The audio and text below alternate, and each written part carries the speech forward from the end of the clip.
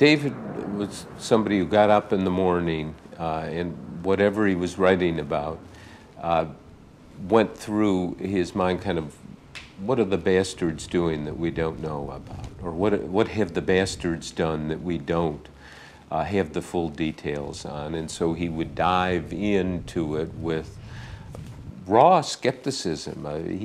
He wanted to really understand and go deep into something. David was a journalist who believed that the craft of journalism was the pursuit of truth. He really believed that the First Amendment to the Constitution placed a burden on a journalist to find the truth and get it into print for the American public. In doing The Powers That Be about the media, wrote extensively about the Washington Post, and he interviewed me for that book. And the way he did it was a model of what I would call total universe reporting. One of the things that David hated was the phrase investigative journalist, because he felt, what other kind of journalist is there? How can you be a journalist if you don't investigate? So he took me to dinner for hours, just talking about everything, talking about journalism, the Post, Watergate, Vietnam. He talked about himself, what he was working on. And then he called a couple of months later and said, now I'm coming and I want to interview you. Academics don't seem to understand what interviewing really is from the standpoint of a journalist.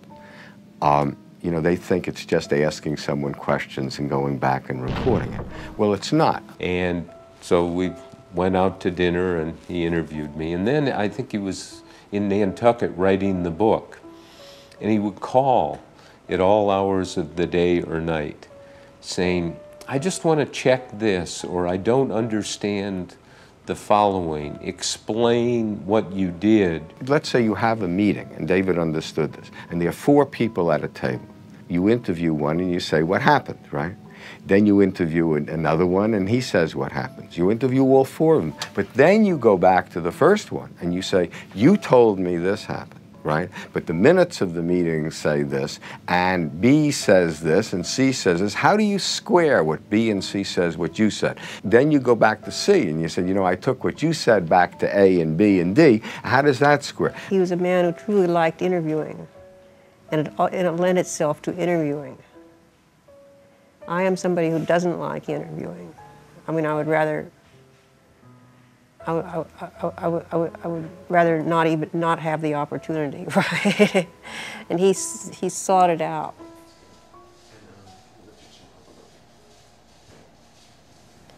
Was it possible, Bill Richardson wondered, to do your duty, to follow the orders of your superiors, orders you agreed with in the end, and get as many men out as you could and yet feel worse about yourself as a human being?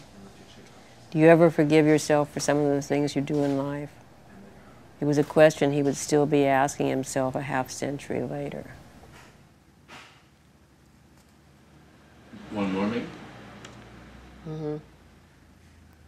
Major General Oliver Prince Smith was in fact one of the great quiet heroes of the Korean War. Yet his heroics lacked a certain drama, and few outside the Marine Corps knew his name. He looked, Martin Russ wrote, like someone who might have been, quote, cast in an amateur play as a small-town druggist, a man whom older ladies would call nice-looking if only he would put on a little weight.